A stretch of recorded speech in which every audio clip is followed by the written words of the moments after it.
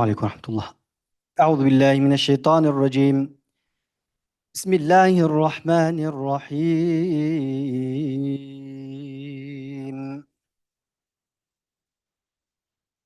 ومن آياته أن خلقكم من تراب ثم إذا أنتم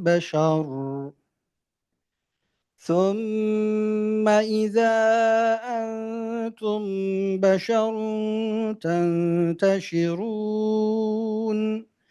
ومن آياته أن خلق لكم من أنفسكم أزواجا لتسكنوا إليها وجعل بينكم مودة ورحمة إن في ذلك لآيات لقوم يتفكرون. ومن آياته خلق السماوات والأرض واختلاف ألسنتكم وألوانكم إن في ذلك لآيات للعالمين. ومن آياته منامكم بالليل والنهار وابتغاؤكم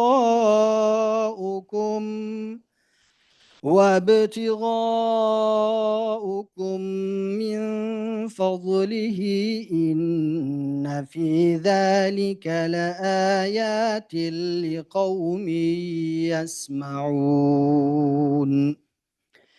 ومن آياته يريكم البرق خوفا وطمعا وينزل من السماء ماء فيحيي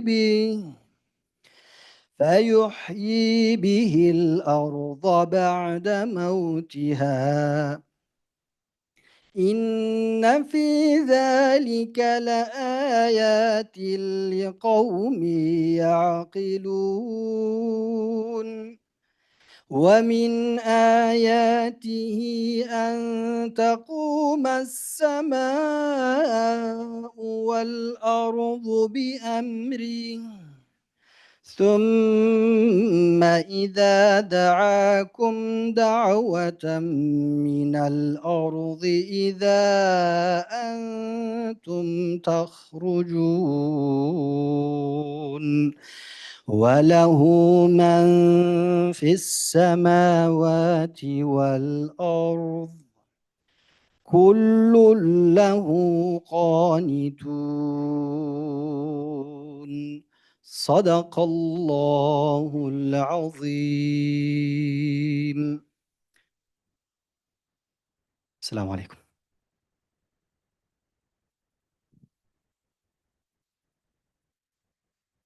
Dear ladies and gentlemen, I'm very happy to welcome you all to this conference. Let me first extend my genuine gratitude to the organizers of this conference.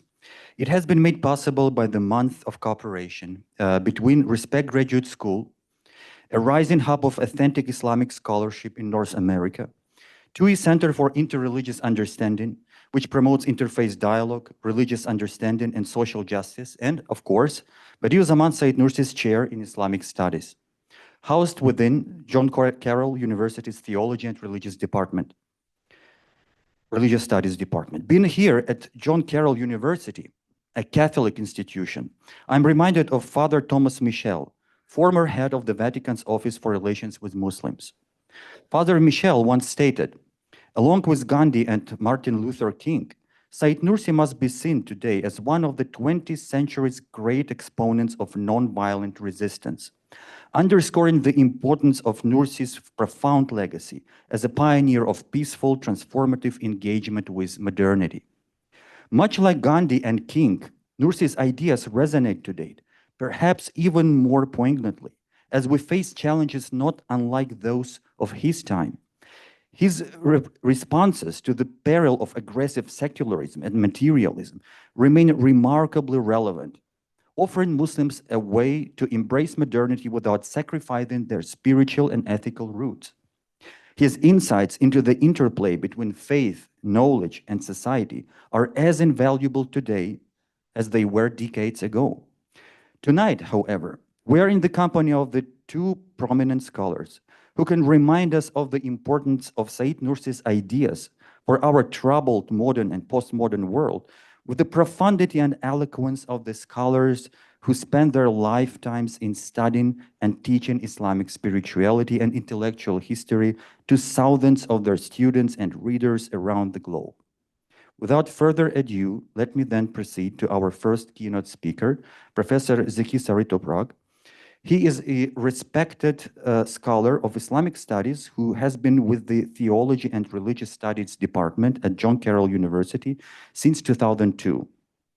As the inaugural holder of the Badiüzzaman Said Nursi Chair in Islamic Studies since its establishment in 2003, he is dedicated to fostering diversity and creating an inclusive environment for Muslims and other minority students.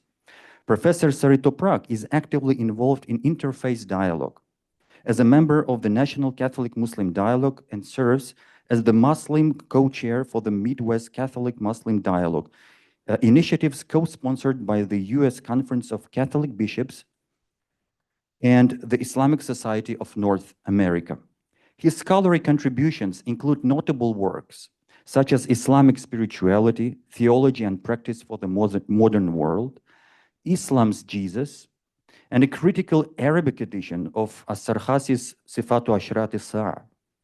Professor Zeki Saritoprak has also authored articles, including Said Nursi on Muslim-Christian Relations Leading to World Peace, published in prestigious Islam and Muslim-Christian Relations Journal, Islam and Politics in the Light of Said Nursi's Writings, in the same journal, and An Islamic Approach to Peace and Nonviolence, a Turkish experience in another prestigious The Muslim World.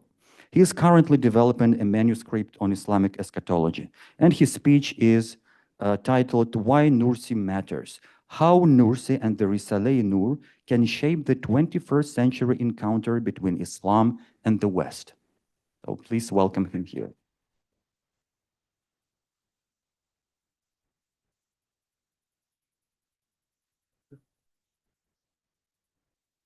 Is this microphone working?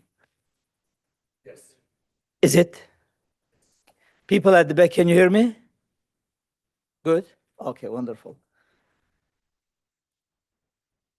Thank you very much, Albert, for this generous introduction. I'm reminded that I have half an hour to speak of Nursi. Half an hour is not enough, but we will do our best to finish everything in half an hour. I see a watch on the wall there, so I will be aware of that, inshallah. But you can also remind me. Ladies and gentlemen, esteemed scholars and guests, it's a great honor to welcome you and to be here today at this important gathering, exploring the legacy of Badiüzzaman Said Nursi and the feature of his monumental work, the Risale-i Nur. As we gather to reflect on his contributions, we are reminded of the significant role Nursi plays not only in the Islamic world, but also in helping to bridge the gap between Islam and the West. In a world that is increasingly interconnected through ever-advancing levels of mass communication, while paradoxically being more divided than any time in recent memory, in such period of time, Nursi thought and ideas offer a significant path forward for reflection and renewal. Before talking about the Risale-i Nur, we need to talk about the Quran first, since the Risale-i Nur is a collective commentary on the Quran. Nursi wrote a long treatise on the miracles of the Quran. And he has a beautiful statement saying,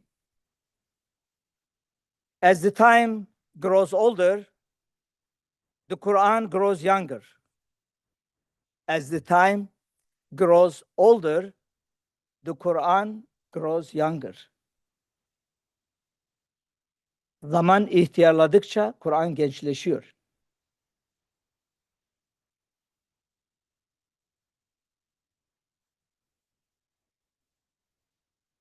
And its secrets and signs become clearer and better understood. The Risale-i Nur interprets the Quran based on the needs of the time. Is the microphone? Okay, this way.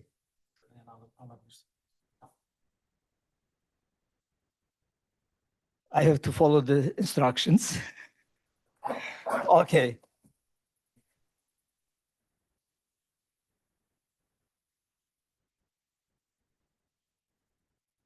So the Risale-i Nur is a type of commentary of the Quran that is known as either a collective or spiritual commentary. Tefsir-i manevi. So for instance, in his treatise on nature, he starts with the Quranic verse, their messengers said, is there any doubt regarding God, the originator of the heavens and the earth? It starts with this verse, the treatise on nature. Is there doubt about God, the originator of heavens and the earth? So in this treatise, as Nursi is proving that nature is divine art and not the artist, Nursi says, indeed, since being exists, and this cannot be denied, and since each being comes into existence in a wise and artistic fashion, and since each is not outside time, but is being continuously renewed, then who is making this? Nursi asks. You are bound to say either that the causes in the world create beings, for example, this animal, that is to say, it comes into existence through the coming of causes together,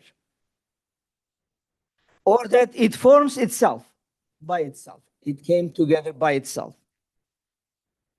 Or that its coming into existence is a requirement and necessary effect of nature. Nature makes it.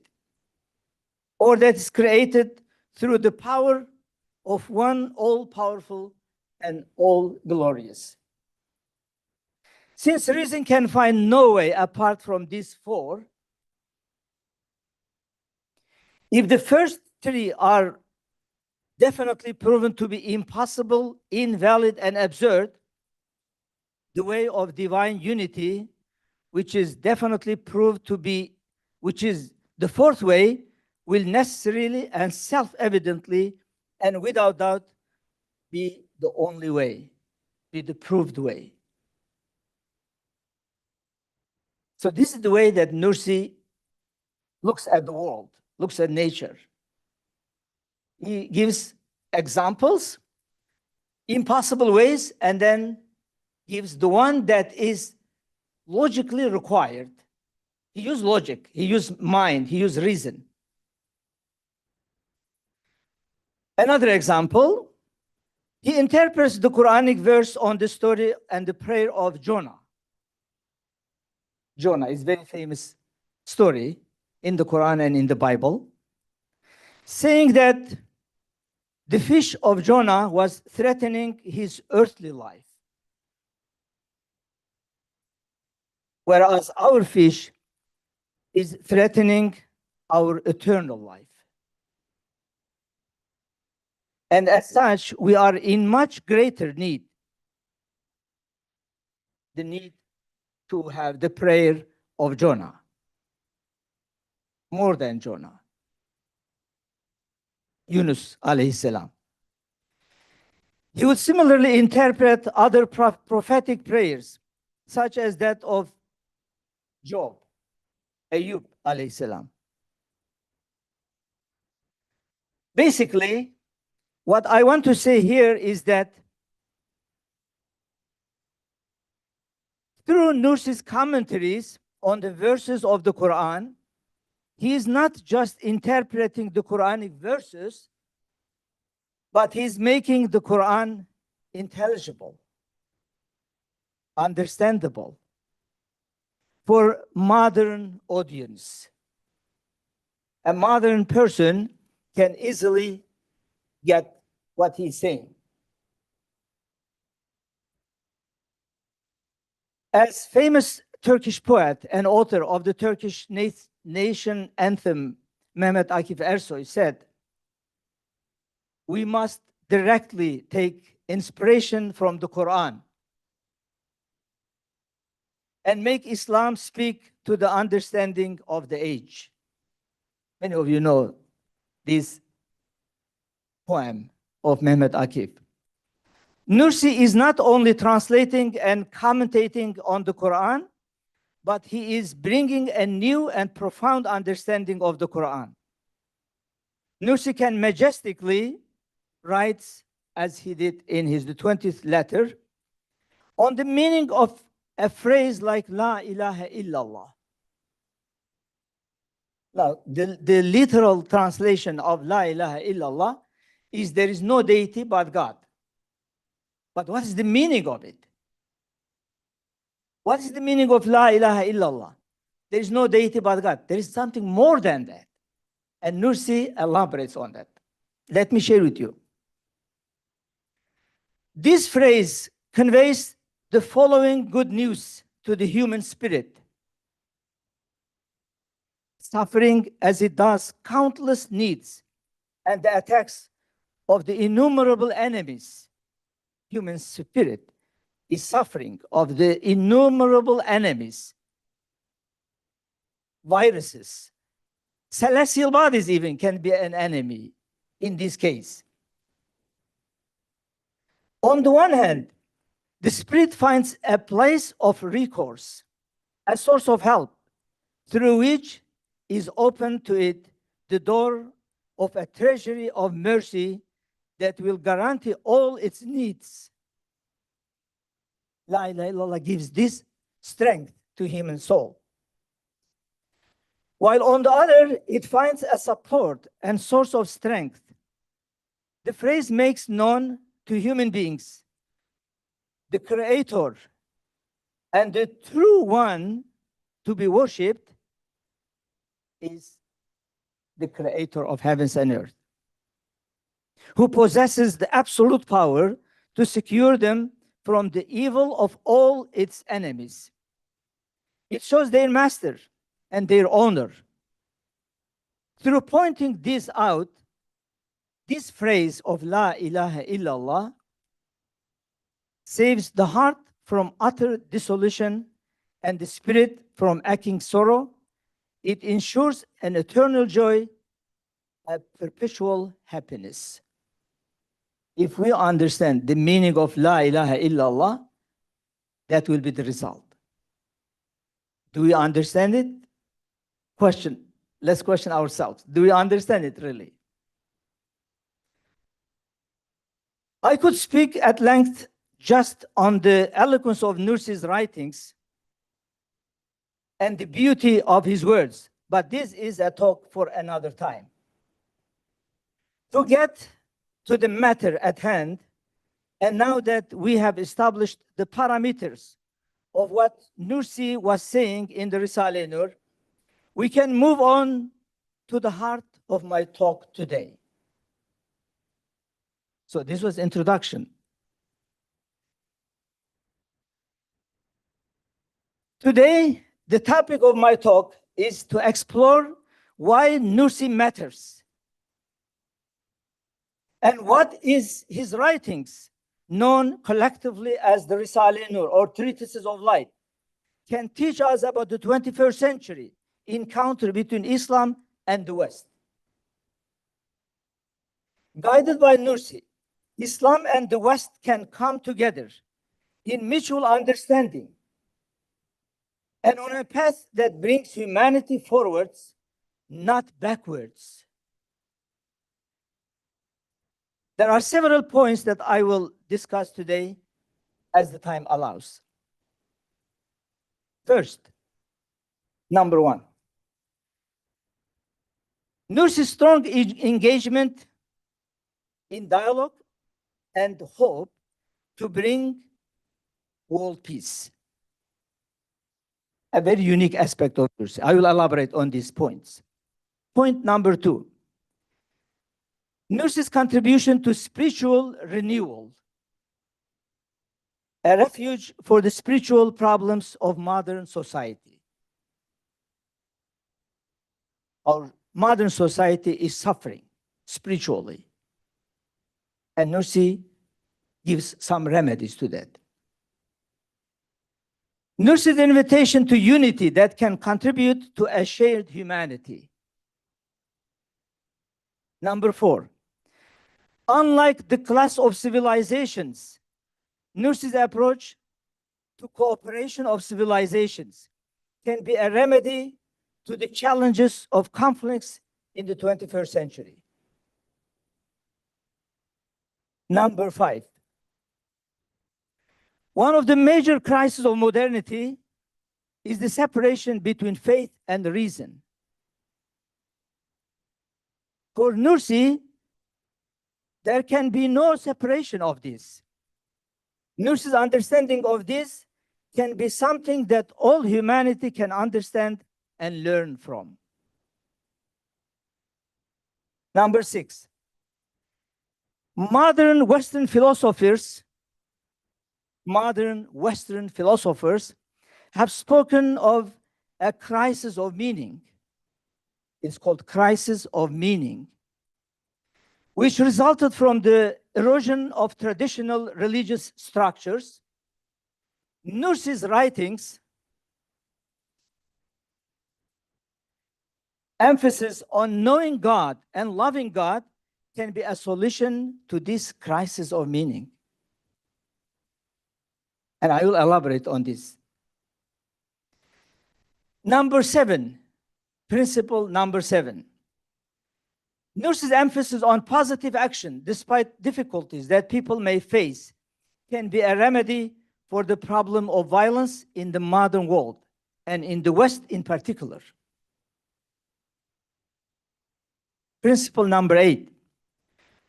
Nursi's emphasis on selflessness, service, and pursuit of common good for humanity can be a remedy for the challenging problems of consumerism and individualism in the Western world.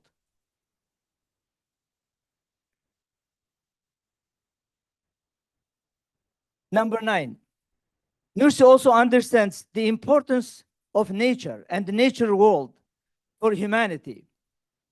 This emphasis on the spiritual dimension of nature can serve as a remedy to the environmental crisis facing the world.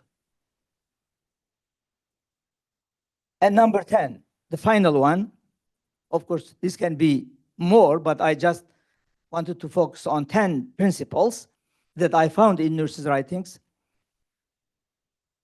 Nursi strikes an important balance between this life and the afterlife, and moderate the desire for overwork that cause many to sacrifice their own emotional and physical well-being. He makes this balance. There is a purpose of life on this planet. Okay. For number one,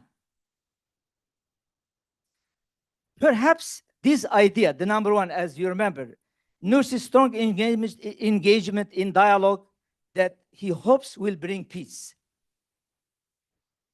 Perhaps this idea of dialogue and cooperation and understanding are the most well-known of Nursi's thought. Based on large part on Nursi's ideals and understandings, I argued forcefully in my book, Islam's Jesus, as Albert kindly referred to, that dialogue and cooperation, particularly between Muslims and Christians and Jews, the Abrahamic faiths, or what Islam would call the people of the book, Ahl al-Kitab, can in itself bring about world peace. This idea is not something, however, that was new to Nursi. It is rooted foundationally in the texts of Islam. The Prophet of Islam, peace and blessings be upon him, said that Jesus will come at the end of time. And when I started working on my book, Islam's Jesus, I look at many Islamic scholars, probably over 100 Islamic scholars. And perhaps the only one who interpreted this as cooperation between Islam and Christianity was Nursi. And I think that is a remarkable aspect of Nursi. And that is compatible with the modern life. And that is what will bring peace to the modern human beings, modern day human beings.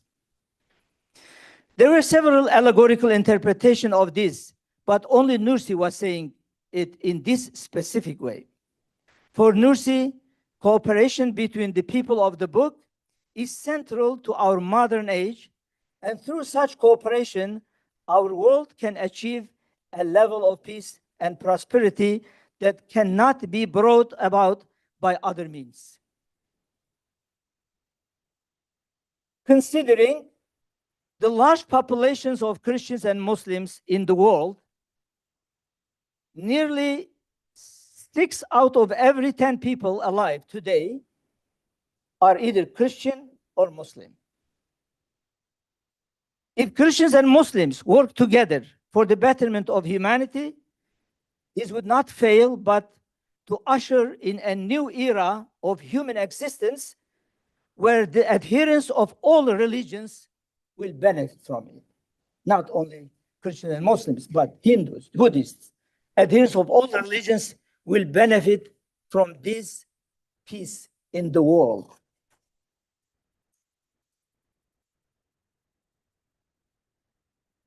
Okay, I will skip something. I'm looking at my time. The second important point, Nursi's contribution to spiritual renewal. A refuge for the spiritual problems of modern society.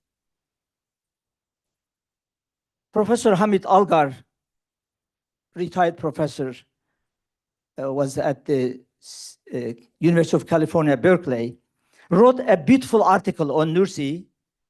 He considers Nursi as the renewer of the 20th century. The renewer of Islam in the 20th century. This concept of renewers comes from the prophetic hadith narrated by Abu Dawud, where it says, certainly Allah will send to this community, the community of Islam, at the beginning of every 100 years, one who will renew for the Ummah its religion. The Risale-i Nur is more than a collection of theological essays. It's a call to a spiritual renewal. For Sayyid Nursi, the crisis of this time, both within the Muslim world and the West, was a crisis of faith. The crisis continues today. He saw the decline of religious practice and the rise of materialism as symptoms of a deeper spiritual disease.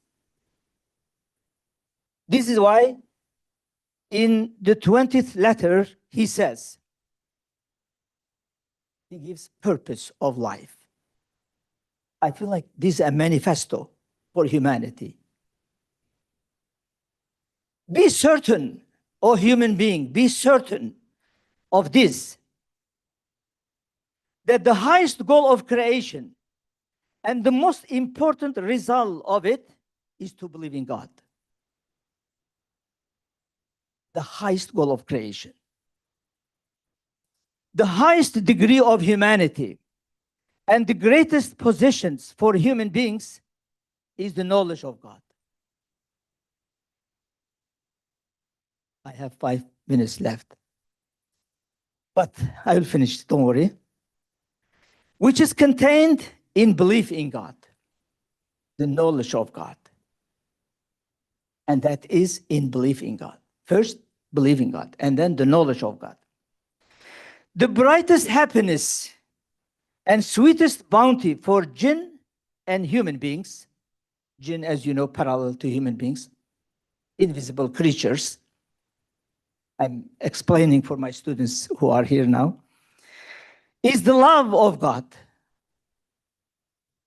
that is within the knowledge of God. And the purest happiness for the human soul and the purest joy for the human heart is the spiritual joy that is found within the love of God. This is a joy that cannot be destroyed, cannot be eliminated. That is the purpose of life. That is the purpose of meaning for life. Okay, let me move to the last one. You already know the points that I mentioned. I will finish with the last one, the number 10, and I think it's also like a manifesto for Nursi. Nursi strikes an important balance between this life and the afterlife, and shows that this balance is a great aspect of human life. Given our time, perhaps the best way to illustrate this point and conclude my talk today is with this passage from Nursi's Third Flesh. Perhaps we could call it Nursi's Manifesto. O people, he is following the Quran, addressing all human beings. O people, do you want to make your fleeting, short, and unproductive life everlasting? Do you want to make it? Unproductive life, make it everlasting, long, beneficial, and fruitful. Do you want to make it? Let me repeat. Do you want to make your fleeting, short, and unproductive life everlasting, long, beneficial, and fruitful? Since wanting this is a natural inclination of humanity, then spend it in the path of the true eternal one. Spend in the path of the true eternal one, with capital, eternal one, that is God.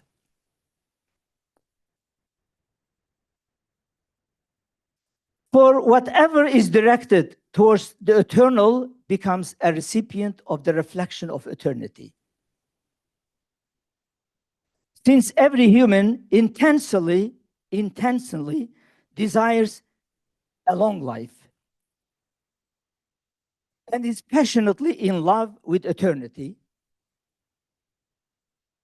and since there is a way to transform this fleeting life into an eternal one, and it is possible to live a life that spiritually becomes very long, certainly a person whose humanity has not fallen, a person who has not lost his humanity or her humanity,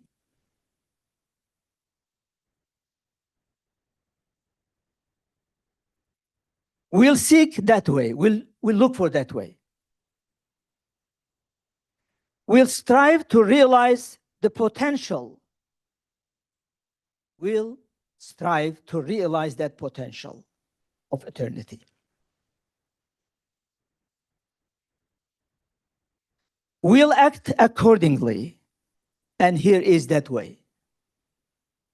He said, do you want it? Now I am showing you the way. Act for the sake of God. Meet for the sake of God. Work for the sake of God. Act within the circle of Allah's pleasure. For the sake of Allah. For the face of Allah. And for the sake of Allah's approval. Then the minutes of your life will count as years. Thank you very much.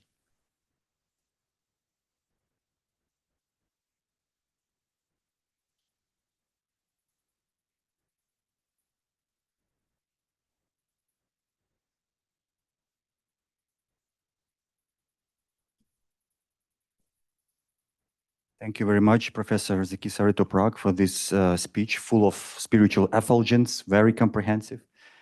Thank you so much. And the next speaker is Professor Oliver Leaman.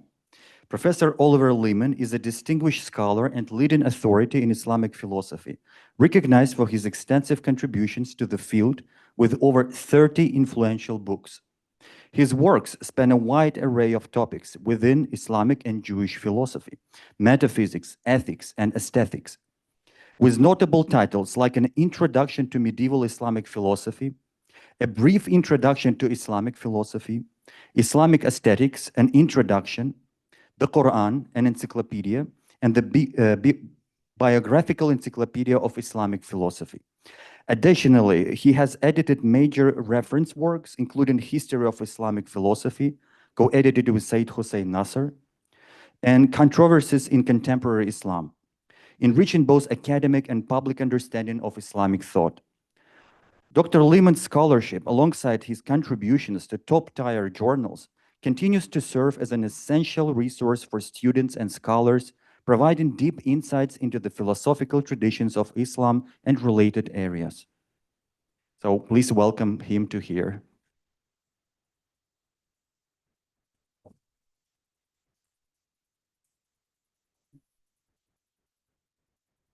Thank you very much. I'm going to obey the rule of talking for only half an hour, which I think is more than enough to talk about things. And I'm going to talk a bit today about Nursi's, a topic I've been very interested in the last few years, what I see as Said Nursi's philosophy of language. He talks about language a lot in his work, and although it's not systematically arranged, I do think he has a systematic, coherent, and very interesting, intriguing philosophy of language. And I'm not going to go through it all because it's very complex. Actually, the word complex is a word I'm going to be using a lot tonight. So I have to apologize for that. But what I'm going to talk about is one of the most interesting things that he said, in my view, which is that both nature and the Qur'an are signs. They're signs. And it made me wonder, of course, in Arabic, there's the word ayah, the verses of the Qur'an, ayat. Ayah, what is it to be a sign? What is it to be a sign of something? Seems quite simple. I mean, language is a sign of the meaning behind it. If you're on the road, you see arrows. I'm always amused when I'm on the road, when I'm walking somewhere, and I see the sign in America, wrong way. And I always take it personally and think, oh, they know I'm lost and they put this sign up for me. But how do signs work? I mean, what's the importance of signs? And for Nursi, the miracle of the Qur'an is the fact that it's capable of producing signs, in his view, for every audience. that the Quran can shape its language in different ways so that it has a message for everyone, whatever their background. If they're intelligent, if they're stupid, if they're not interested in religion, if they're lazy, if they're metaphysical in their interests, there's something there in the signs that's going to attract people, and that's going to lead them in what he sees as the right path. That's the miracle of the Quran. It's not some, dramatic horses going up into the sky, although those things happen as well, no doubt. But it's the actual structure of the work, what the language means, the signs. They have that complexity. And the Quran itself keeps on, challenging people to produce that sort of complexity themselves. And the Quran alleges, rightly or wrongly, that no human being could produce a work as complex or as sophisticated as the Quran. What's so wonderful about it, according to Nursi? It's the signs. The signs are varied enough to cope with any potential audience.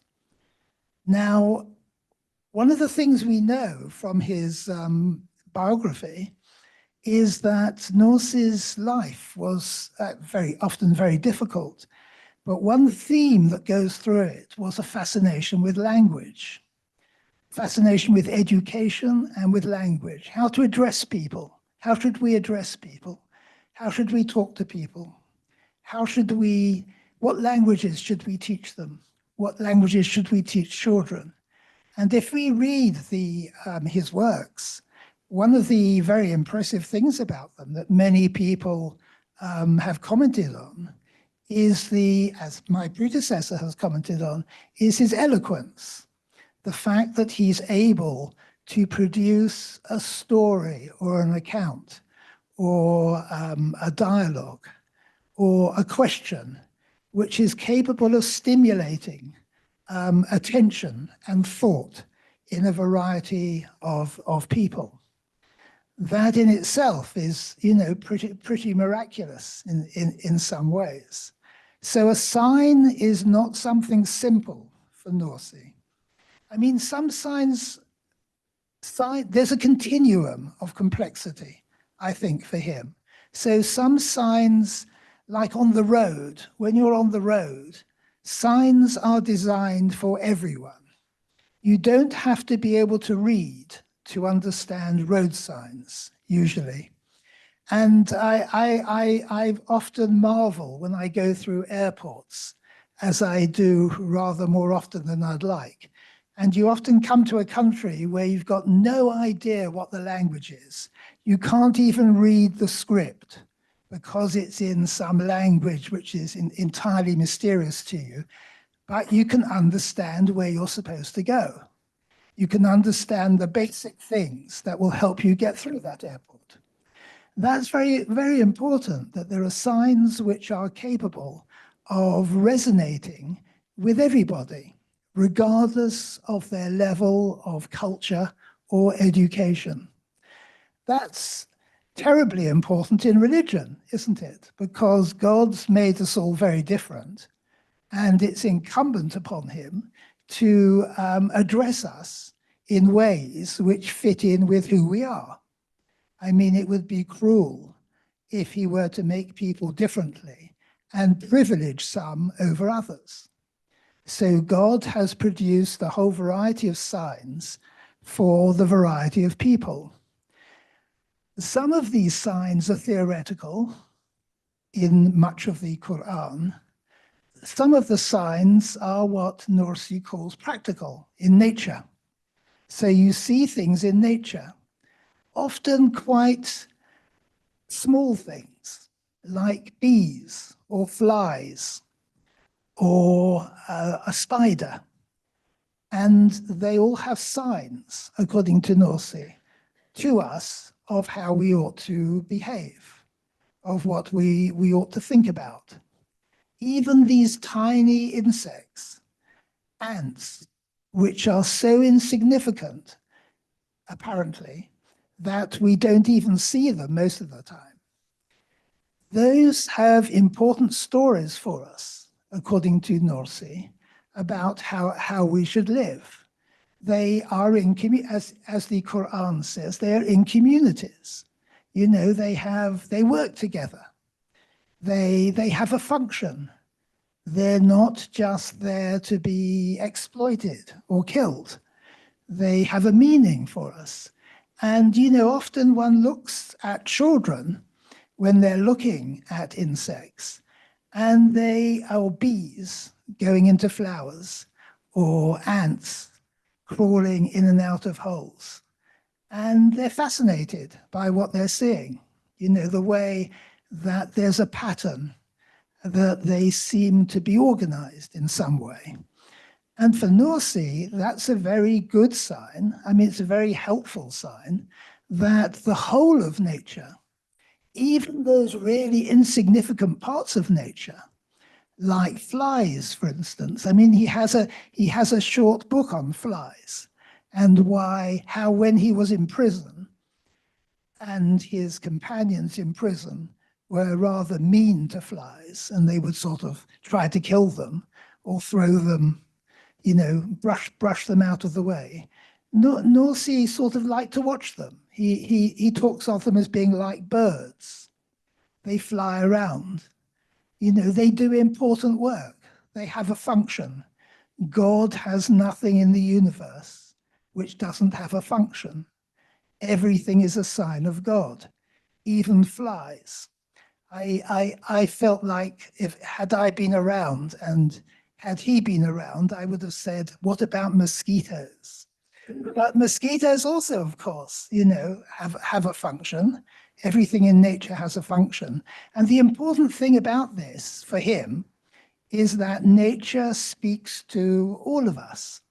You know, I mean, I was thinking about this recently because I spent a lot of time in Virginia recently with new and slightly older grandchildren, watching them watch nature. And, you know, they do watch nature. I mean, they look at the trees, they look at the leaves, they look at the insects, they look at the wood, they pick things up, they smell things, they put things in their mouths. This is a very important way in which human beings learn about the world around them. That nature is not just stuff. It's not just, and as Zeki said, I mean, for Nursi, his great enemy was the idea that everything is just stuff. It's just material. It's just stuff for us to use and manipulate and exploit. It isn't, according to him. And, you know, children know this because children are really interested in what's going on in the natural world. And they're trying to work out why it's okay to is it okay to step on an ant, but not okay to step on a cat, and why? You know, children ask questions like that. As Nursi says, that's the beginning of trying to understand the Qur'an, trying to understand what it is to live in a world with a creator who has established things with a purpose, trying to see things from a more spiritual point of view. And that's what he's trying to, by using these signs, he's trying to nudge us. He's trying to nudge us in that direction so that we start to see the world as more than just stuff. And of course, you can just say to people, well, the world is not just a material place. But that's not enough, is it? I mean, you need to carry out an emotional revolution in some ways, because it's difficult to treat the world as a spiritual place if you're in a society or a culture which treats it differently, where people are very interested all the time in money and possessions and success.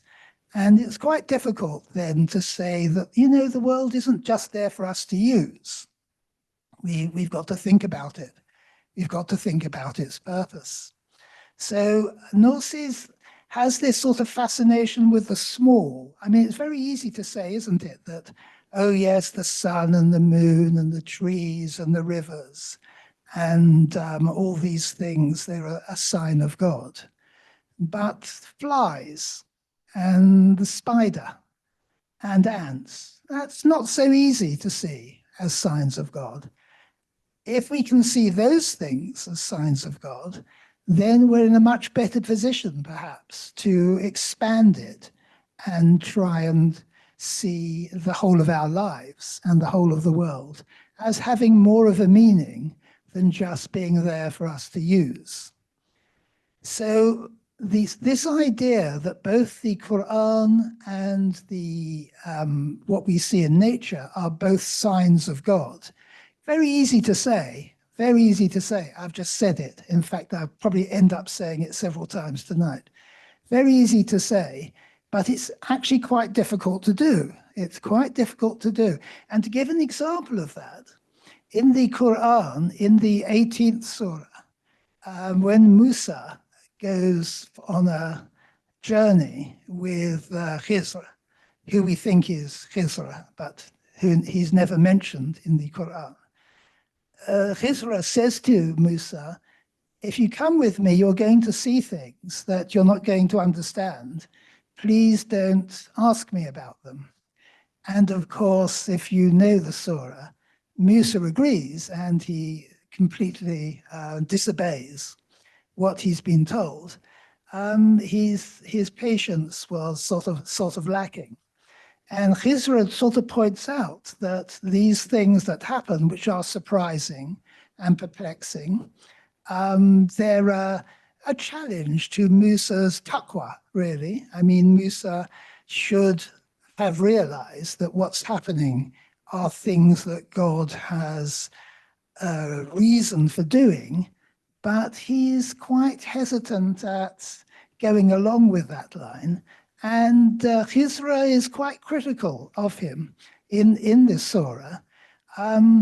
It's a good example of how even Musa, the prophet Musa, finds it difficult to see the world as a place which is entirely immersed in divine actions. Even Musa looks at actions and he says, why? How did this come about? What's the point of this? This goes against morality. Why did this wall fall on these people? Why did this boat sink? You know, why did these things happen? And he lacked the ability, at least for a period, to trust in God. And I mean, interestingly, the Qur'an and the Jewish Bible are entirely hand in hand here, because in the Jewish Bible, Moses is also criticized for not doing exactly what God tells him to do. And in the end, he's punished for that by not being allowed to go to the land of Israel. He dies before the Israelites go to the land of Israel. So this notion here that you don't, if a prophet can't see everything as a sign of God, if even a prophet, and Musa, I think, is the prophet who's most mentioned in the Quran, if even he can't get it right all the time, then, you know, it shows how difficult it is to see things as signs of God. You know, because our reason, our materialist, our fascination with material explanations tends to get in the way. And we say, well, this happened, and I can't find any good reason for it happening. So I have to query why God allows this to happen. And Khizr says, no, you just have to be patient. And it can be explained, and it will be explained. Of course, Khizr knows the secrets. Musa doesn't know the secrets. Musa just goes by what he sees. And I think that's a real, for Nursi, that's a really important point, because we don't know the secrets that are behind what happens in the world. But if we have taqwa, according to Nursi, we know that there is somebody who knows why what happens, and we repose trust in that person, and we are patient, and we regard the world as a place which is immersed in spiritual logic of one sort or another. We don't say, well, if there's no material explanation, or there's not a satisfactory material explanation, then there's some big problem going on. But it's very difficult to do. Musa couldn't do it all the time. So what chance do we have? I mean, we will find it very difficult, but for Nursi, that's a challenge. So a sign, that's how a sign works. It points to something, it points to a meaning, it points to what it means, but there's a gap between the sign and what it means. And we have to fill in that gap for him. I mean, we tend to think of signs, or some signs, as being simple. So for example, if I say paper, and I go like this. Suppose I'm teaching English, I say paper, and I go like this. How do we make the connection between the word paper and this? It's a process, it's a complex process where you know what it is to say a word and then to show somebody what the word actually refers to. It's complicated. We have to do a lot of work there. I mean, the philosopher Wittgenstein points out that when we point to something, how do we know that we're supposed to look at what we're pointing to and not look in the other direction? Not look at my head, for instance, as opposed to the floor. How do we know that? Because that's how our culture works. We do the work. You know, we supply the glue, as it were, between the sign and what the sign refers to. So it's for us to do that. Musa doesn't get it quite right. I mean, he sees the events in Surah 18, but he doesn't quite get together with the idea that God has a reason for these things to happen. Because perhaps his patience, which is a very important Islamic virtue, of course, is lacking, or perhaps his taqwa is lacking, or perhaps his understanding is lacking. Perhaps he can't just understand how something like this could happen in a world created and governed and controlled by God. So signs aren't natural. Signs are conventional. They're artificial. We have to provide a lot of the work to make signs do the job that they're supposed to do. And Nursi is very keen in his voluminous commentaries on the Qur'an to point out how signs always change, how they differ for different audiences, how they're very versatile, how sometimes I remember a student of mine said to the Risale-i Nur, you know, she said to me, you're always telling us not to repeat things in our essays, but Nursi seems to repeat things all the time. And she's right, of course, he does repeat things, but he repeats them in different ways. He repeats them in different ways to try and squeeze a different meaning out of them, to try and change the way in which the ayah can be taken, in trying to stress something which wasn't stressed before, now in a different way. I mean, that's the miracle of the Qur'an for him. The fact that signs can be found for every situation which are appropriate for every potential audience. I mean, that's a challenge, of course. That's the challenge of the Qur'an. whether that can really be made plausible or feasible. And of course, it has no universal answer that it's right or it's wrong. It's a challenge. It's a tahadi. You know, you have to see whether you can find a verse which can't really mean what somebody wants it to mean, or it doesn't really have a spiritually elevated sense. That's how signs work. You know, they require what they require. You have the text, you have nature, and they require the audience to do a lot of work. They involve us. They involve people to work with them. It's no good just reading the Qur'an or looking at nature. You have to think about what these things mean. And we're all different people. We're all very different people with different interests and enthusiasms and experiences. And so we'll all have different ways of coming to it, of coming to the truth, as Nursi sees it. So for him, language is very dynamic. I mean, even the language of the Qur'an is very dynamic because the audience is always changing. We're very different from earlier audiences. If it means something to us, then it probably means something perhaps different from early audiences to a certain extent. And we have to work out what that difference is. All signs for him are complex. All language is sophisticated. We can't just,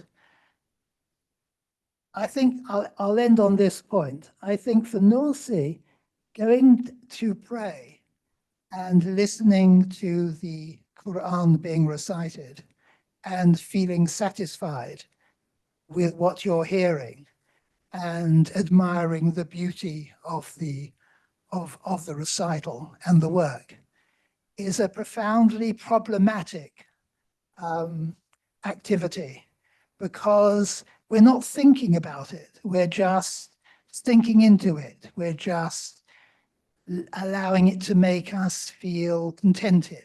We're just doing something because we've done it lots of times before and it helps us to relax. He wants us to interrogate the signs that we see in the world and in the Qur'an. And, you know, faith is no barrier to doing that. I mean, faith is a very good background in order to do that sort of work. But there will be some people who don't have faith and who will also be reading the text and trying to work out what's going on. There'll be some people who will be looking at nature and won't be admiring what they see in the natural world. There are many ways in which those sorts of things can be talked about, according to Nursi, by the complexity of signs. And one, I'm going to finish on this point. I know that people often finish on many points and it goes on for a long time, but I promise I won't. I'm going to finish on this point. Often when you're trying to work out what a sign means and you don't succeed, according to Nursi, the Qur'an has another way of putting it. There's an ayah which tells you something. God tells us something in an ayah, but we're not impressed with it. It doesn't persuade us. It doesn't matter, because somewhere else it will be rephrased in another way, which may well work for us. And it seems to me that his opus is constantly coming back to this issue of how language works, how it helps us to see the world in a particular way, and how important it is for us to see language as sophisticated, as complex, and as something which comes from God, and something which we, you know, as believers, we need to spend a good deal of time thinking about and using. And I think with that point, I'm going to finish, and I thank you for your attention. And I'm sure my colleague and I will look forward to any questions which you have for us.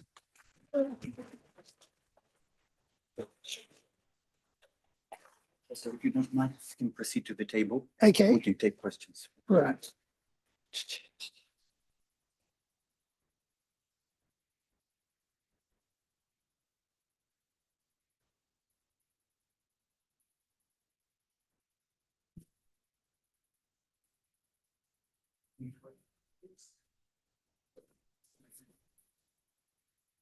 Yes, we're starting our Q&A session. I just wanted to thank Professor Leaman for his speech, amazing speech, pearls of wisdom made accessible to all, as you may have witnessed right now. So any questions, please?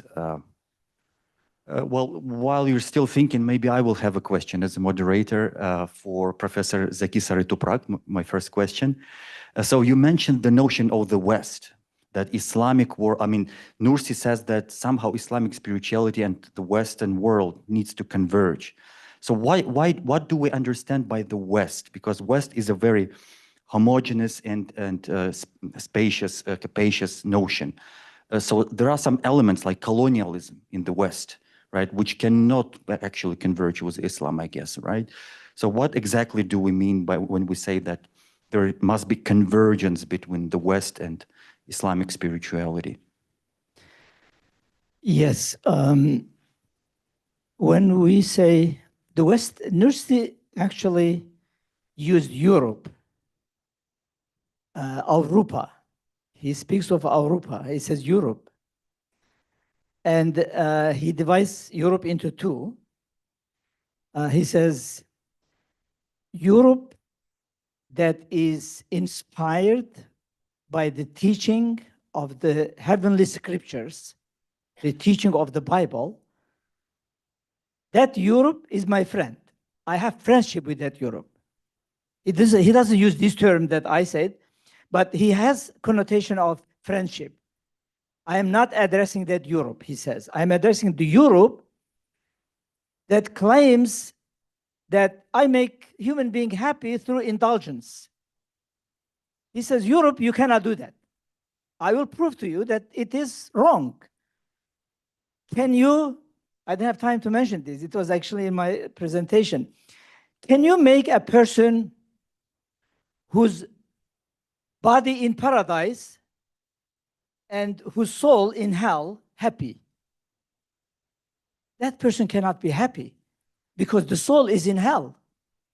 You put the soul of a human being in such a miserable situation that even you put this person in paradise, this person will not be happy.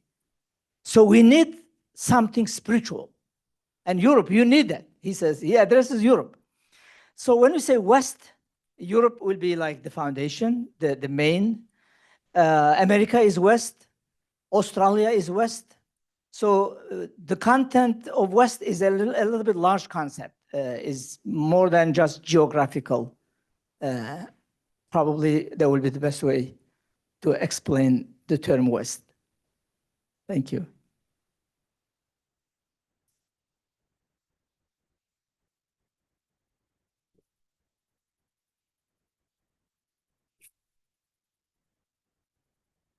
Hello. Thanks for your great talks. My question is for Dr. Leaman. I really like your interpretation of the story of Moses and Khidr. But there's one point that I'm having difficulty understanding in your interpretation.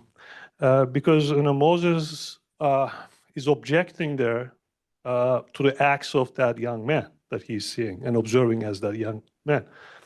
But you seem to be interpreting and understanding it as an objection to the divine acts. And I'm having difficulty understanding that part, and therefore understanding how Moses responds to the situation as an objection to the divine acts, or not understanding or failing to understanding them. Can you clarify that point? Or how do you really go from that to? The way I see it, he's he's told that he shouldn't comment on anything that he sees, because Khizr says that he's going to see things he's not going to like, he implies. And he disobeys. He agrees and he disobeys. And it seems to me that what he disobeys, what his impatience is based on, is the fact that he's incapable of taking things as being more than superficial. So he's always sticking with the zahir, you know, what's on the surface. Whereas Al-Khizr, of course, knows about the batin, what's secret. And the implication, it seems to me, is that taqwa means that when something happens that we don't understand, to a certain extent, we say, well, it must have a reason, that God is behind it in some way. We don't understand it, but we don't allow it to challenge our faith or our understanding of the fact that we live in a world which is divinely inspired in some way. So that's how I see it. That's how I see it, rightly or wrongly. And I mean, Musa, of course, is, I mean, the prophets in the Bible, the Jewish Bible, are very imperfect people. You know, they steal and they lie and they kill and they rape and they do terrible things. I mean, in the Qur'an, they're more sort of mazum, aren't they? But they're still not. Musa is really criticized heavily here in the Qur'an, as I see it, for his impatience and for his lack of taqwa. It's a really interesting thing to find in a book like the Quran, because it seems to be so challenging to, you know, one of the major prophets. So I mean, I think there are many different interpretations one can have. I mean, that's my point, I think, that like for Nursi, because there are many different interpretations that one can have of so much of the Quran, because there's so much pessimism of trying to establish the signs perfectly and finally, that makes it such an important book because it grows with us. As Zeki had that lovely quote about how, you know, as the Quran gets younger as we get older, it continues to be relevant because it keeps on raising different sorts of questions for us. Whereas if it was completely clear and laid out exactly what it meant, it wouldn't have that flexibility and it wouldn't be nearly as useful as it is.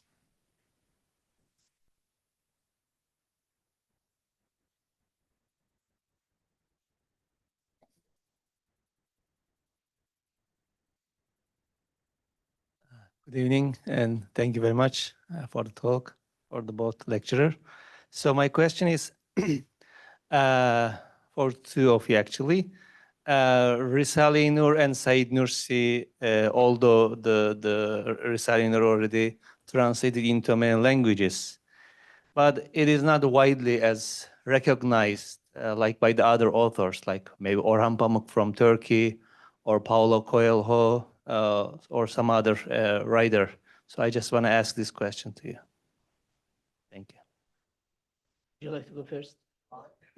I'll go first. I mean, not that I know that a great deal about that topic, but it seems to me that we should take very seriously the ethnic differences in the Islamic world. And Turks, for example, who for hundreds of years and the Ottoman Empire dominated that world, aren't always the most popular people. I put it politely like that. And Turkish thinkers.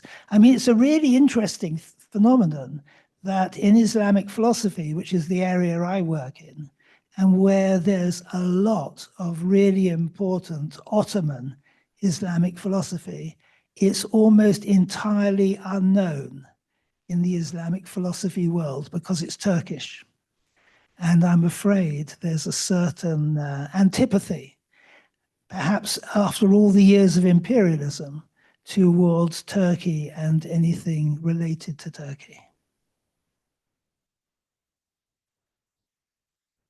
In addition to what Oliver said, I think there are several other factors. One is the lack of flowing good translation of Nursi's writings.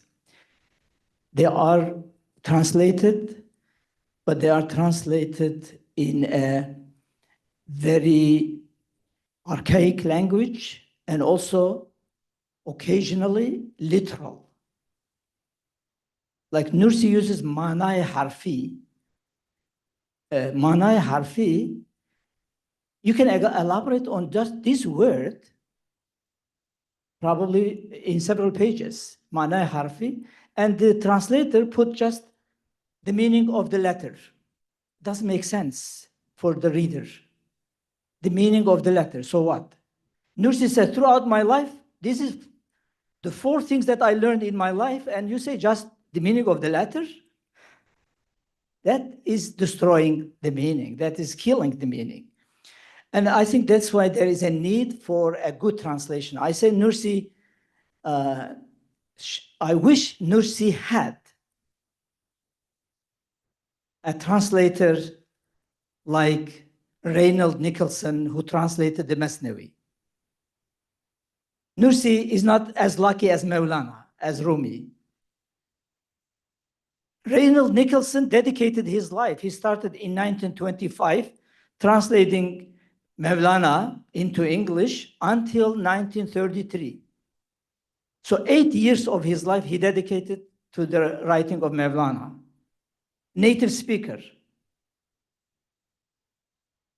Inshallah, one day, I'm still optimistic, and I say one day there will be a good translation.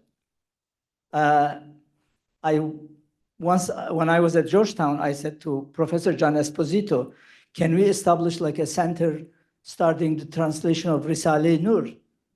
And he said, Zeki, we need $4 million for this. And I stopped. $4 million is too much money for me. But maybe one day, I hope that there will be a center who will be taking care of this, translating this beautifully, making flow in a flowing language, in a beautiful language, and people will start reading Risale-i Nur with joy and not having the books boring and not understandable. Just one experience I had, I said, I'm criticizing people why Risale-i Nur is not good translated. I said, okay, what you are doing, asking myself. So I said, at least I can do one thing. I translated the treatise on Ramazan Risalesi. And I asked my kids who are college graduate, I said, can you read and see if you understand it? If a college student understands this, that means it's good translation. They said, we totally understood. It's very clear. I said to a colleague of mine at Harvard, I said, can you give me an input? And he said, I understood very well. I have a collection of Risale-i Nur in my library, personal library, and I was wondering when I will start learning these books, when I will start be able to understand these books. It is translated, but it's not understood. So we started with one treatise. It seems like it's working. So inshallah, maybe a group of people will emerge and they will do a translation that will be working for all. So the reason I mentioned this story, my Harvard University colleague says, I have the collection of these books translated, but I don't understand them because the translation is not understandable. Partially, it may be coming from Nursi's own thought, because he's so complicated. His thoughts are so deep. Well, if good translation helps, I think the meaning will be clear and people will enjoy reading it. And then make a good advertisement after good translation. So I was saying that make an advertisement in the time of Super Bowl. You know, all Americans are watching TV. Put spots on the Risale-i Nur on the screen, and you see how many people will read the Risale-i Nur after that, inshallah.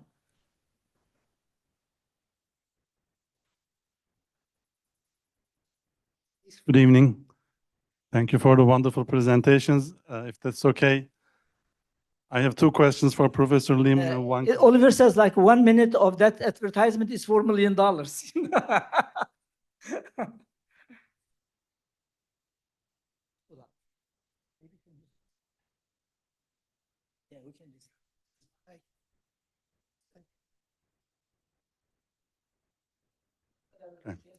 Yes, so my name is Mustafa Gökçek. I'm from Niagara University.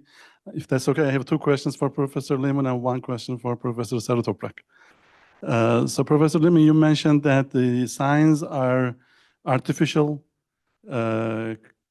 conventional, right? So, but the example you gave that you can, it's like universally understand some of the signs, even if you don't understand the script or the language in a totally different country, you can understand the signs or the fact or the belief, if you believe that God created both human and the nature and those signs and made them meaningful for us, wouldn't that make them natural? So I understand that the meanings we add to them probably is what makes them artificial, but I think at the essence, some of those signs at least could be considered natural. And the second question is, or rather a comment maybe, that you mentioned the nature and the Qur'an are as the two books, as Nursi describes. Nursi also mentions the third book as the human being. So how could we extend this concept of science to the human being? How do we read ourselves, right, as signs of God? So those are the two for Professor Leaman. And one question for Professor Saritoprak. I would like to give you a chance to elaborate on number 3 and 4 on your list of 10. Do they overlap? Let me remind the number 3 and 4. The unity for shared humanity you mentioned, and the cooperation of civilizations. They sound like overlapping. How do you distinguish between those two? Thank you. Yes, I'll go first, if I may.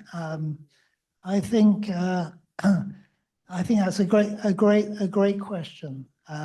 But I don't think even those very basic, apparently simple signs really are simple. I think we have to be socialized in a way which helps us understand those signs.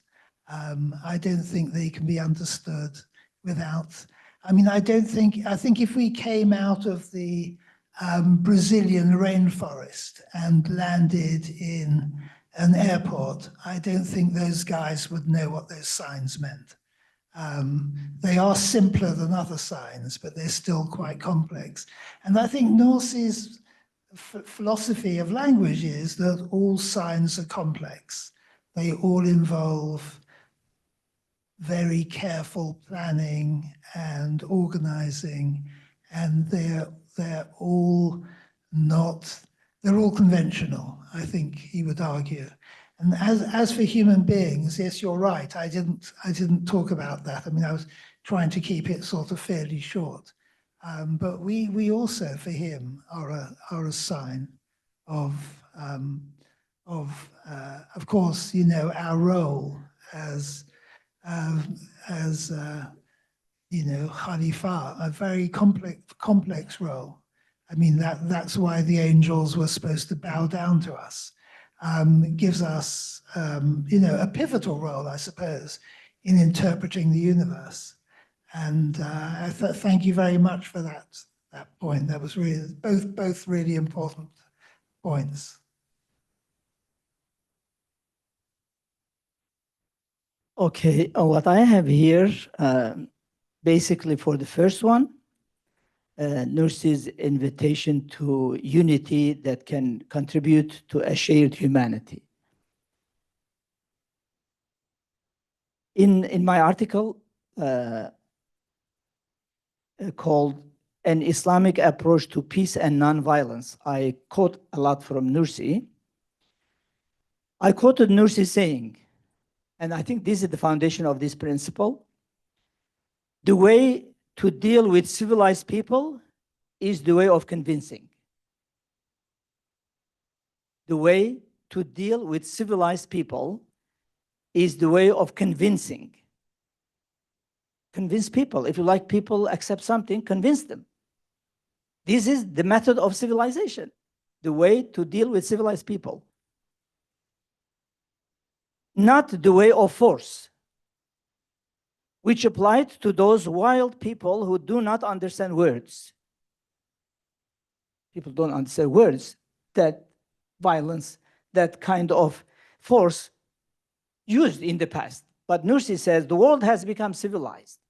There is no place for force anymore to bring people to an idea.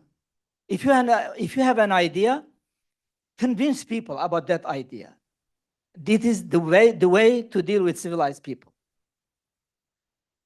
So in his teaching, this will lead to common ground, to share humanity. And then he goes further. He says, because if you force people, this will create hatred. And in his methodology, he says, hatred should end, must end. Because we have learned how hatred can be destructive through the 2 world wars. The number of people who were killed in the 2 world wars exceed the number of people who are killed throughout human history. And this is a tragedy. So he said, we learned from that. And that's why he says, we are the sacrificers of love. We have dedicated our life to love. We have no time for hatred. Because hatred has shown us how it could be destructive. And I think that is about the shared humanity. And the second one, his specific description of Europe. He says, I am with Europe that is inspired by the heavenly scriptures, semavi kitaplar, the Bible.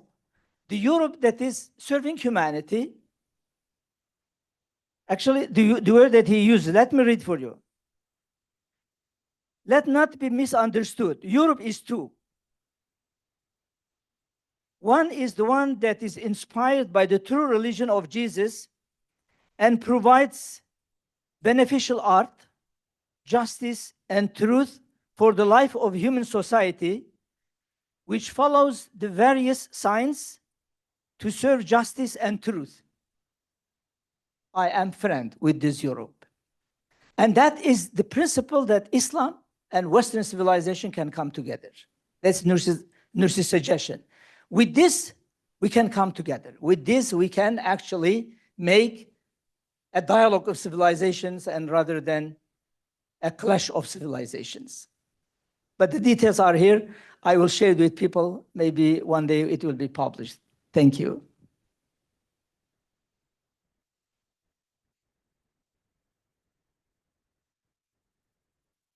Thank you for tonight's proceedings. Just in regards, if we want to contextualize the Risale-i Nur, what would be the top 3 lessons for Christians and Jews, particularly Americans, within the framework of the pivotal historical moment America is going through? What would be the top 3 lessons for non-Muslims, particularly Americans, from the Risale-i Nur, in your perspective, please? Oliver or me? Both. Top 6 then. You can split that between the 2 of you. Okay, first. You go first.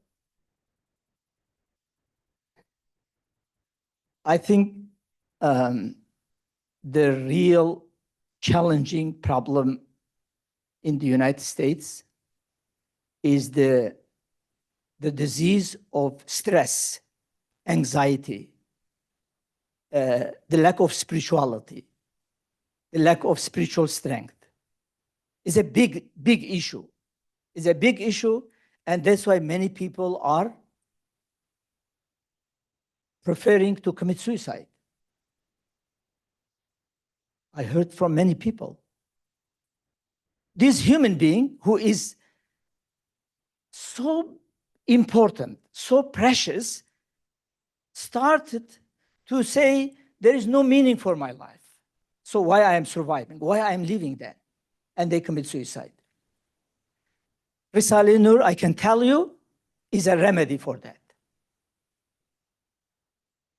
That's, you know, one thing that I would put like as number one, that we need Risale-i Nur. There are many other books, probably, that is written on those subjects. Risale-i Nur is specifically focusing on that. Insan, he says, Insan, O human being. And then he gives instructions. And I think that if these beautiful words, beautiful meanings are translated into English in a beautiful language, these will have a great impact on the mind of people. And this is something that people will find happiness. Don't we want people to have this? That is something beyond money, beyond anything, because this is so important that will be rescuing the life of many individuals. And I think that is a service. That's why Nursi, when he speaks of service, yeah, service, material service, but also there is a spiritual service for humanity. And what I am doing, he says, a spiritual service. When the government tried to stop him, he said, I'm doing service for people. I'm giving ticket to people for the afterlife, to go and eternal happiness. You are stopping me. I'm helping you and you are stopping me. That's what he's told to the people of the government at that time. I am trying to help you and you are stopping me. To help you with your eternity. And he never looked for like kind of angry revenge ideas. He would say, they don't know what they are doing. That's why. They don't know what they are doing. Like Jesus, I think Jesus has a similar term. They don't know what they are doing. Emre, I hope I answered your question. There are many other things, but this is like number one, I would say. Good, thanks for, because I couldn't think of anything that quickly. I think the thing that would be really of other groups of people would be very intrigued by the fascination that a particular person had for a text like the Qur'an, tafsir. There's something about looking at a book, a particular book. It can be anything. It can be Alice in Wonderland. It can be, you know, any sort of book. Thank you very much. And just devoting your life to trying to understand it. That's really impressive, I think, across the whole range of spiritual traditions. And also for those who have no adherence to any religious position. That fascination with a particular work and really basing your life around trying to understand it. Yeah, that resonates across all the religious traditions, I think. And whenever you see it, you can't help by being impressed with it. I mean, this is not a guy who was being paid in some university to do the work that he does, like we are. This is a guy who, you know, in very difficult, dangerous, unpropitious circumstances, carried on exploring this text, regardless of the consequences to himself. I think that's very impressive for everyone.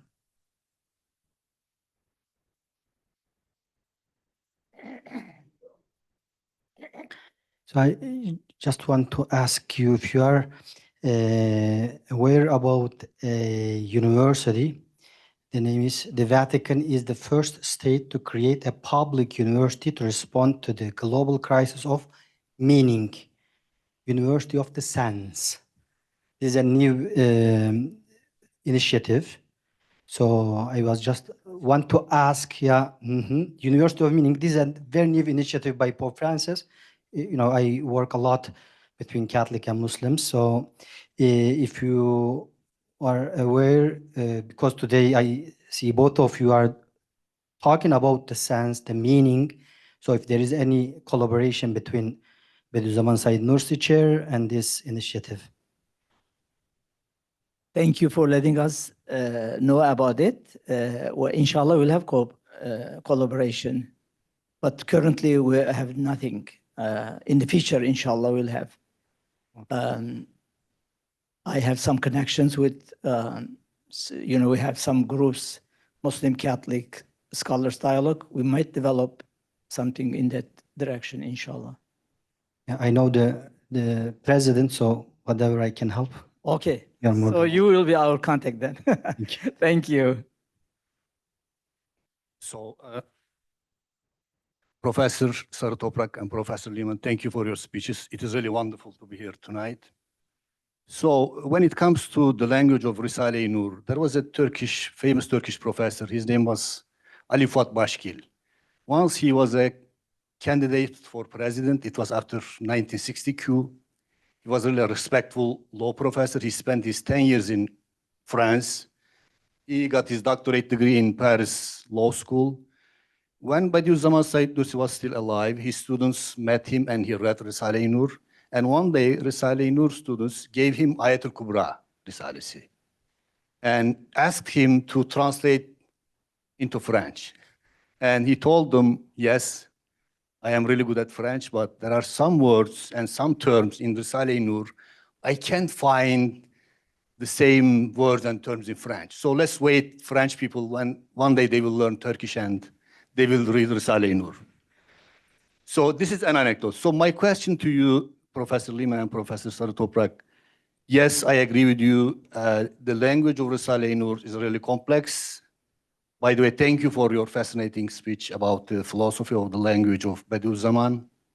But in another way, I think, yes, the language of Risale-i Nur was original, but for his time, for his generation, I think his language was also clear, right? We are maybe the third or fourth generation of Turkish Republic. We don't know Arabic. We don't know the language of Ottoman Empire. We can't read any books for this time. But his generation, when Bediüzzaman Nursi was alive, because he met Mustafa Kemal in Turkish parliament, and he knows the same language, right? I mean, and so do you have any idea why? Because he was in a Muslim land. He was not in an exile. He was not in a different country. He was not in captivity. He was in his homeland. His language was so clear, but as you said, he had a really difficult life, right? 40 years, prison, exile, and even your Professor Sartor, do you have an idea why his own people, his own country, his own land, why they couldn't understand him? He was talking about peace, yes? He was talking not just about between Muslim and Christians, also between his people. So, thank you. I mean, it seems to me he's living at a time of great linguistic change, of course. As you say, he was capable of working in Arabic, Ottoman, Turkish, and Turkish. But Turkish was changing, of course. You know, with the secular republic, it expunged a great deal of Arabic and Persian words and religious words. It tried to change the language. All revolutions do this. They all change, they all try to change the language. I mean, Farsi, Persian, has really changed radically since the Islamic Revolution. All revolutions do this. They try to establish a language in their own image. So it seems to me that one of the tragedies of Said Nursi is that he was using a language which was increasingly out of touch with his audience, because his audience was obviously starting to get involved in the new Turkish, which was all around them and which was being taught in schools. And he was still trying to present his arguments in a whole variety of linguistic forms, which I'm not sure really resonated as well as they might have done with his local audience. He was, you know, a fish out of water, as they say in English. You know, he just couldn't, that's the terrible thing when you're involved in a revolution, because, you know, everything is taken from you, even your language. So you don't even in the end have a language to speak to people in. Of course you have a language, but the language has changed. And, you know, it's a very important question about thinkers and about translation. Do we have a language to express the ideas of certain thinkers? We shouldn't assume that everything can just be translated. Do we have a language to translate it? Or are they saying things that are so specific to a particular cultural context that we don't, and we can't translate it, or we can't translate it properly? So, you know, what seems clear to some people might seem very obscure. I mean, the Qur'an is a very good example. To some people, the Qur'an seems to be a terrible book, you know, boring, repetitive. People have been very mean about it. Other people, Arabic speakers, not just non-Arabic speakers, other people are fascinated with it. Do we have a language to translate books like the Qur'an? Well, do we have a language to translate the Risale-i Nur? You know, it's very difficult to know whether that particular period of cultural change when he was writing, perhaps that language isn't really that easy to translate or even to understand in Turkish.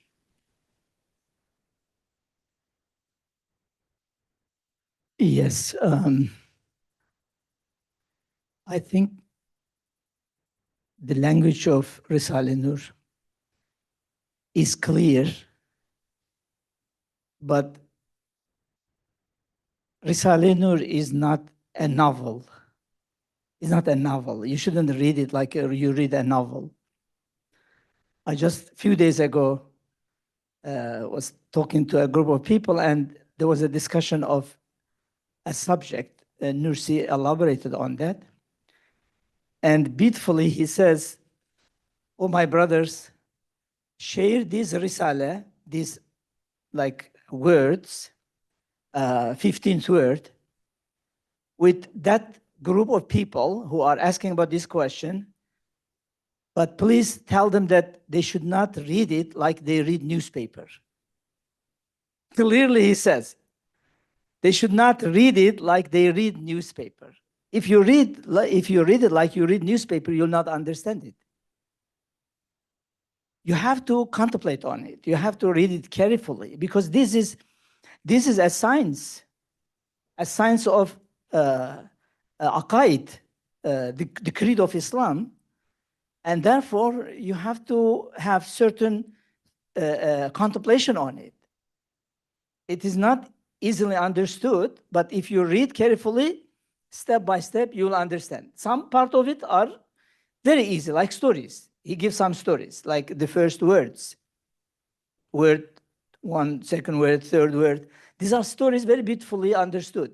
But if you go to some deep concepts like the 29th word, which is about the spirit, the Quran says you have received little knowledge about the spirit. And Nursi explains this to us. So it is not easy to understand, but if person elaborates and then reads other parts because they are interpreting each other, I think it will become easy to understand. But it requires certain time. And that's why they say when people first read the Risale-i Nur, they ask me, which Risale should I start? I said, start with Lam Alar, like the flashes, because it's about the story of Jonah, the story of Job. These are like beautiful stories, very well-known stories, and then you'll have elaboration on them.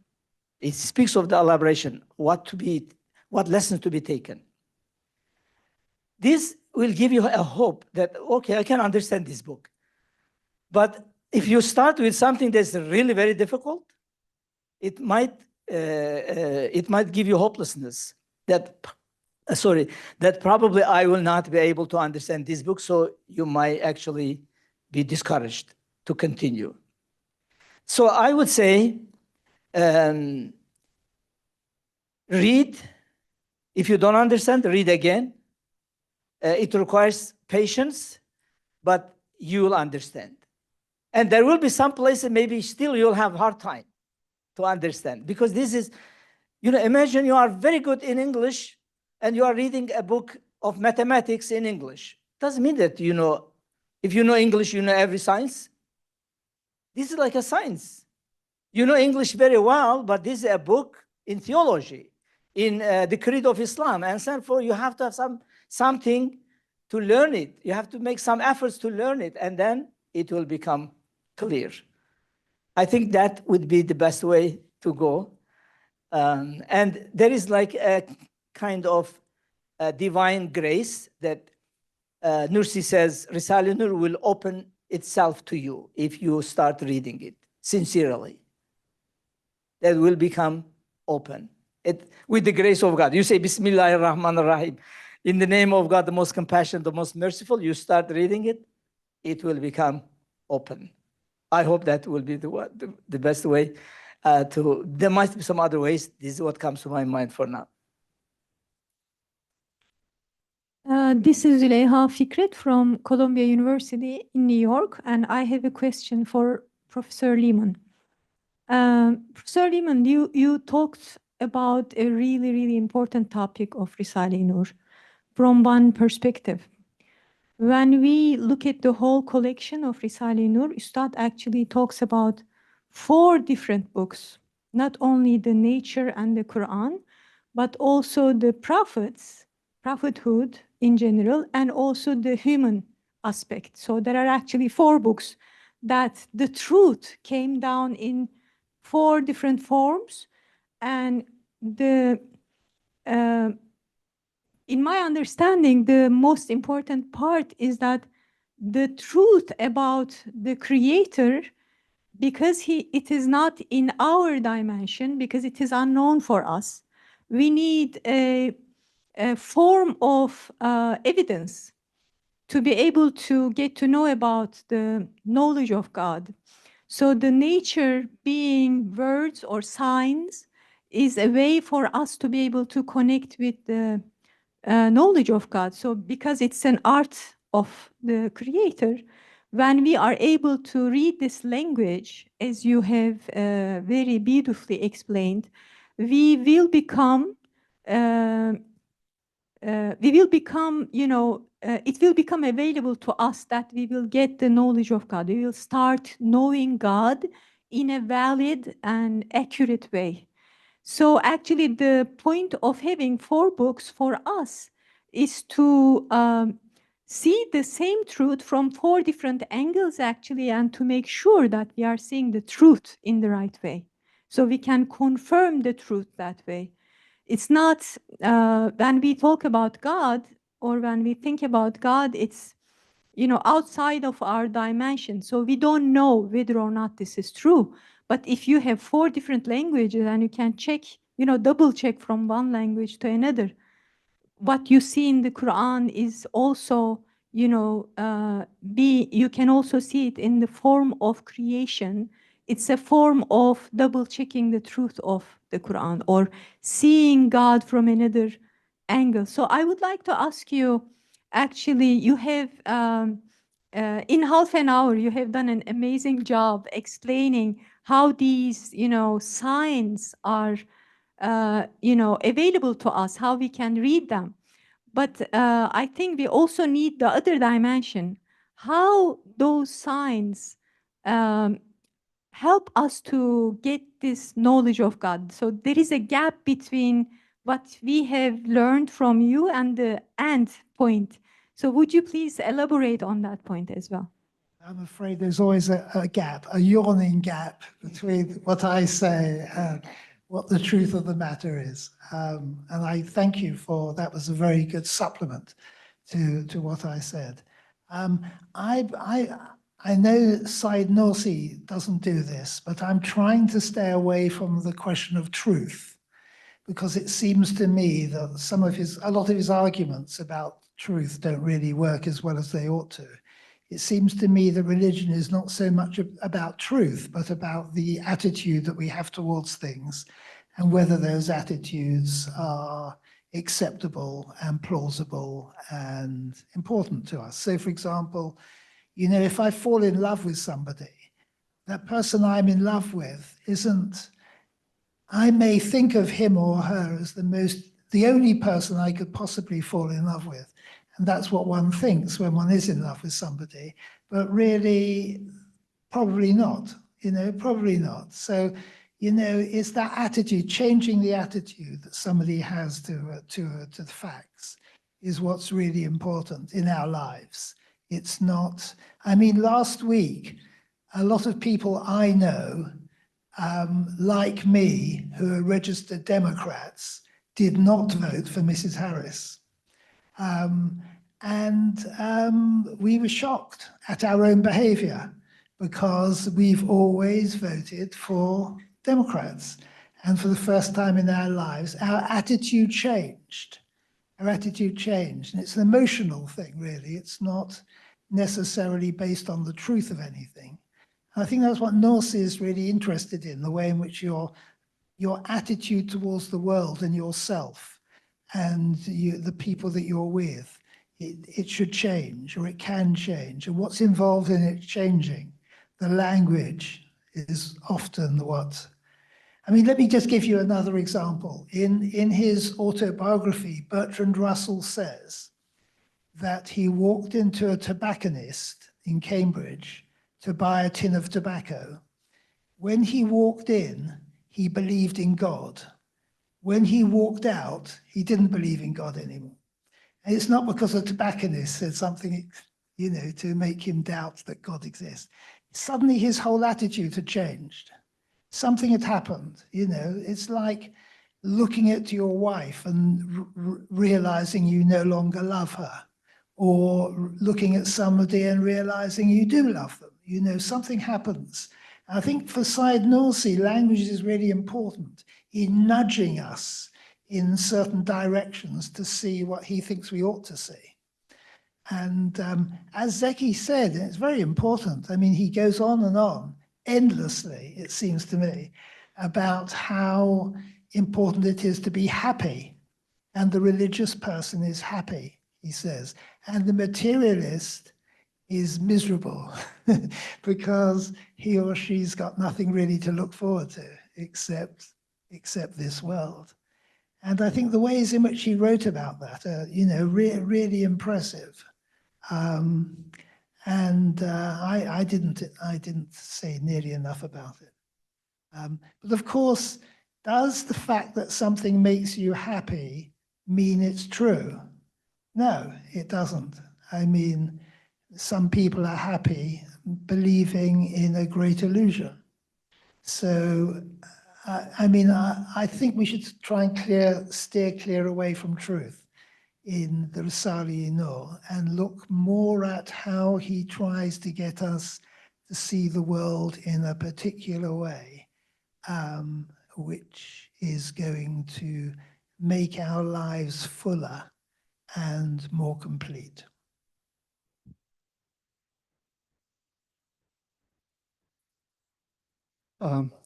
Okay, so thank you so much. I would like to say thank you for Dr. Saritoprak and Dr. Leaman. I have, you know, when I'm listening you and then the questions and answers, something come to my mind from Risale-i Nur, the second word. You know, the Nursi is mentioning about the Mehdi Uhuvet, which is the cradle of brotherhood. I think nowadays problem is like there are prejudice or people doesn't know each other. You know, how that idea, like the cradle of brotherhood, will help to vanish the prejudice in the, you know, between the people. And then, you know, that was the beautiful, you mentioned about the science. And then I saw some picture, like, you know, the sun, if, you know, if there are some clouds, you know, in front of the sun, or the weather is like winter, So when the clouds disappeared, or the spring is coming, and then the sun is just heating the world. One day, I believe that the heat will, the sun's heat will melt the ice. So we need icebreakers maybe between the people, because each person is like letter. One letter doesn't mean anything, but when we put all together those letters, that will make some meaningful sentences. So we will understand each other one day. How Risale-i Nur is going to serve, or how could serve in this matter with Cradle of Brotherhood? Thank you. You'd like to go? Okay. I think Nursi's approach to brotherhood, sisterhood, is a very large concept. And I see it comes from the prophetic tradition. I'm amazed with the hadith of the Prophet, peace and blessings be upon him. He speaks of the Mount Uhud. Imagine the Mount Uhud. He says, this is a mountain, it loves us and we love it. How a mountain loves you? A mountain loves you. This is the meaning of the creation, the unity of the creation. The creator of you and the mountain is the same. And that's why Nursi, when he speaks of in his treatise on ukhuwa, on the brotherhood, ukhuwa in Arabic is brotherhood and sisterhood. He says, your creator is one. That means you have very good, strong relationship. You have the same creator. And then he goes on, he says, your city is one. Now you have friendship with all the members of this city who are living in this city. You have sharing something with these people. You are sharing something with these people. Something like this. And then he goes on, he says, thousands of points of connection that you find with the other person, then enmity should not be there. You should replace that enmity with love. That's very powerful. I think Nursi's message with regard to this common humanity, this brotherhood, sisterhood that he mentions is something that could be applied to the human society.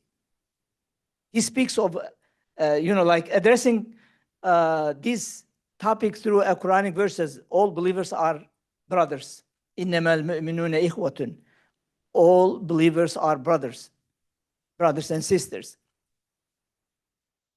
But then he refers to another Quranic verse, says, O human beings, we have created you from male and a female, and we made you into tribes and groups, nations and tribes, so that you know each other. And in parentheses, he says, not fight each other, know each other. Quranic verse says, the purpose of this diversity, so that you know each other. Not to have prejudice against each other, not to have hatred against each other, but to have connection with each other, to know each other. And when you know each other, you will benefit from each other's knowledge. And then there will be the establishment of civilization. Nursi puts very strong foundations for a strong civilization.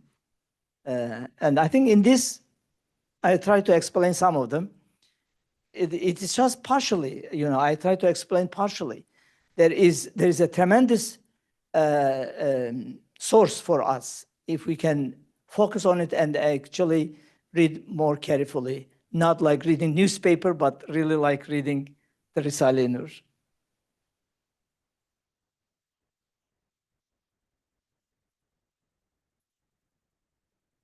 Just one last question. Is it time? Yeah. Oh, okay then. 100%. Sure. Let's give him. Okay. Okay, no. I was just gonna. No, thank you so much. First of all, thank you, both of you, very much. But I would like to kind of challenge you in terms of the language. which is, I agree that some of us find it quite challenging to understand Risale-i Nur. But if you go back to the first years of Risale-i Nur, especially in the time of Sparta and then the other places, we see that the people around Nursi in the first circle, they are mainly people rather, they have very basic education, but seems like they have been quite eligible to understand and able to understand Risale-i Nur very well. And they themselves confess, in fact, that later on the letters, that they enjoy very much. So how would you like to explain this, that why do you think that it is that way? Thank you. For me, right? Yes. Oh. This for me. So, yes, I think that's a very good point, and thank you very much to bring this point. Yes, I personally made a comparison between Nursi's writing and Elmalı, Hamdi Yazır's writing. Nursi's writing is much more clearer, and they are almost contemporary. They live in the same period of time. So despite that, it is considerably clearer than others books on his time. But the topic, because it is theology, because it is the creed of Islam, it has some natural difficulty because of the topic, not because of the language per se. In today's world, it's because of language, because language becomes a barrier. But at that time, it was normal language. And therefore, I think if we translate to English, that problem will be solved, because you'll be translating into today's English, not Shakespearean English, like Middle Ages English. And therefore, that problem will be solved totally. The Risale-i Nur is, it has a sign, because it is a commentary of the Quran. The people who are familiar with the terms, the religious terms, they will be able to read it much easier. Because the people of the time, in the Ottoman time when Nursi's writings were published, people generally would have some religious terminologies. They would have considerably religious terminologies, even in the villages. And therefore, the people who read the treatises of Nursi, the Risale-i Nur, they understood. Maybe not as much as Nursi expected, but they understood, and they really dedicated themselves to the writings of them. They were handwriting for a long period of time. He was not allowed to print, so they were handwriting. This was the famous literature person, Ashraf Edib, I think he says, faith challenged technology. Because these people, through handwriting, wrote 600,000 books with handwriting. Technologically, it's hard to print 600,000 books. And they were sending around the world. Day and night, they were writing, because Nursi was not allowed to use print. This is like a legacy. It is how these people were satisfied, how these people were convinced that these books are needed for humanity, and we need to make it available for people. Despite the governmental prohibitions, they would do it. And they did it to the extent that some of those books in those early period of time came to America, to the Islamic Center in Washington, D.C. Those books, handwritten books, these people were unbelievable people. And I think that's why the language satisfied them. They were satisfied with that language, and it helped them. And I think that is dedication of those people. Yes, the language, I would say still, the language is, because of the topic, the concept, the language is not easy to understand immediately. But if you have a little background and then study, I think it will be open. Thank you very much.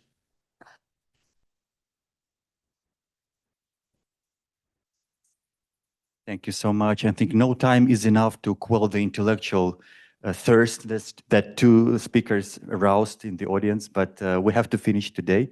They're available tomorrow and day after tomorrow, I guess. So if you have any other questions, please ask them during the coffee sessions. That's it for today. Thank you so much. And we will see everybody here at 9, maybe even earlier. Please come here. All of the talks will be here. Some people asked where will be the talking. All of the talks are here. Thank you so much.